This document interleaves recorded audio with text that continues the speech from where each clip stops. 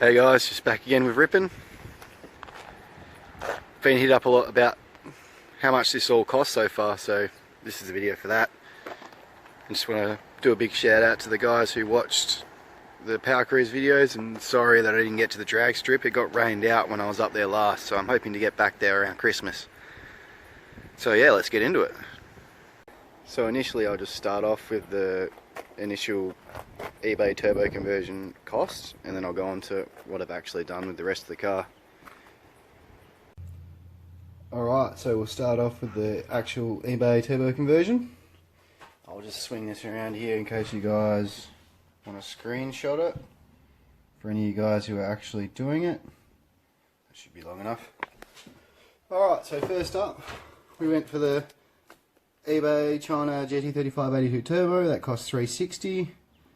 Just be aware some of these prices will be different now.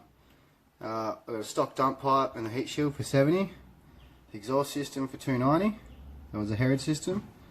The crossover pipe and the intake piping, I got them from the wrecker for $120. The turbo gas kit $30. Intercooler kit was an ASI kit, which is now like $1,000 on eBay for some reason, for $375. A dump pipe studs, $35. Assorted hose joiners, $50.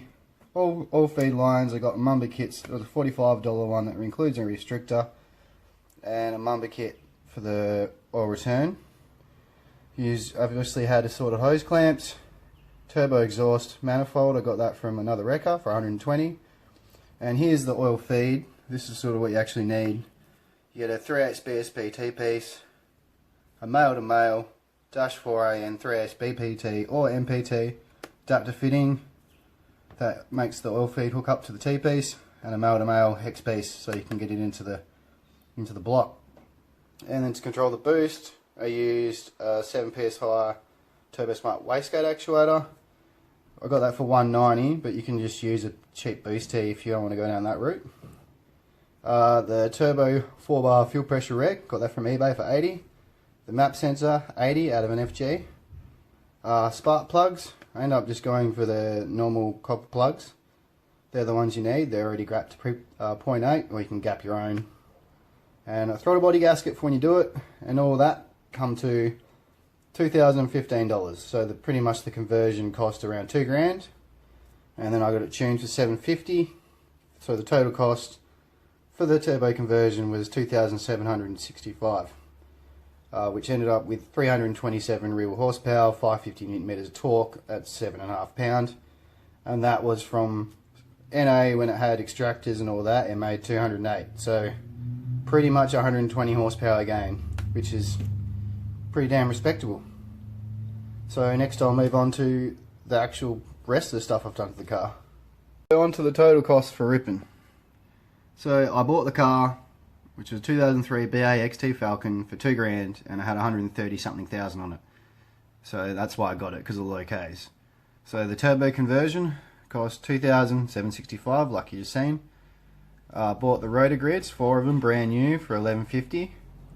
SYC coilovers for $8.90, which I thought was a pretty good deal. Got them off eBay.